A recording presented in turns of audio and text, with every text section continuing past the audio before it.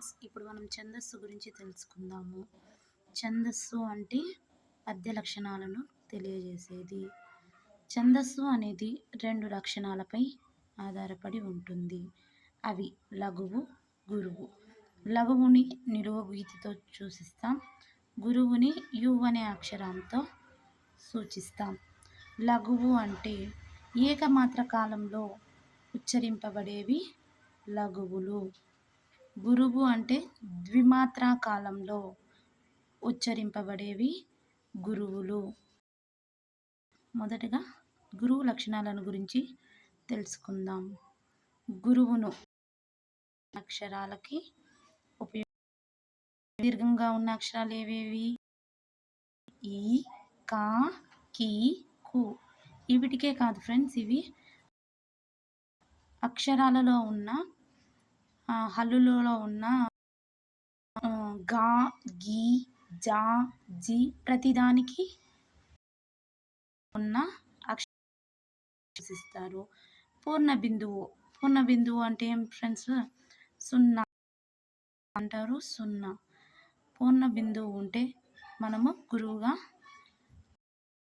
ఖం, గం, చం, జం ఏ అక్షరాలున్నా మనము గురువుగానే. పొల్లు ఉన్న అక్షరాలకి కున్, కిన్, నిన్ అలా ఏ అక్షరం ఉన్న పొల్లు ఉన్న అక్షరాలకి గురువుని సూచిస్తాం. విసర్గ ఉన్న అక్షరాలకి మం, కం, జం, యం మొదలగు అక్షరాలకి. ద్విత్వ ఆర్ సంయుక్త లేకపోతే ఒత్తు ఉన్న అక్షరాలకి మనము గురువులను సూచిస్తాము.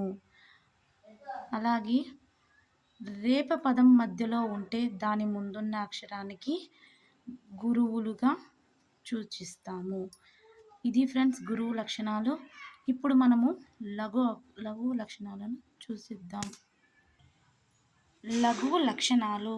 గురువు కానిది లఘువు. హ్రస్వాక్షరాలన్నీ లఘువులే. ఆ, ఈ, ఉ, కా, కి. పైన దానికంతా ఆపోజిట్ ఫ్రెండ్స్ లఘువులు. పూర్ణ బిందువు లేని అక్షరాలని లఘువులుగా గుర్తిస్తాం. పొల్లులు లేని అక్షరాలని లఘువులుగా గుర్తిస్తాం.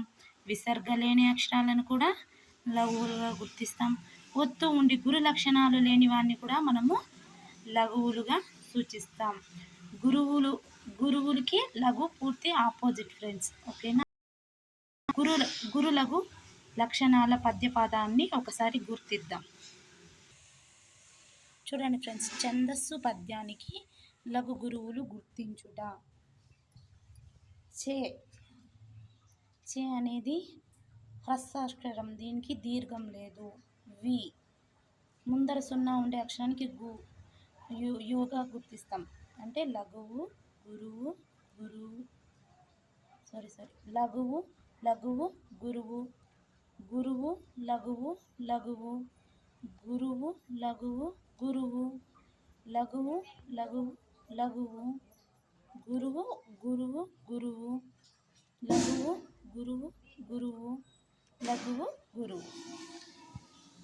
చూడండి ఫ్రెండ్స్, ఏమన్నా డౌట్ ఉంటే కామెంట్ సెక్షన్లో కామెంట్ చేయండి ఫ్రెండ్స్. Thank you.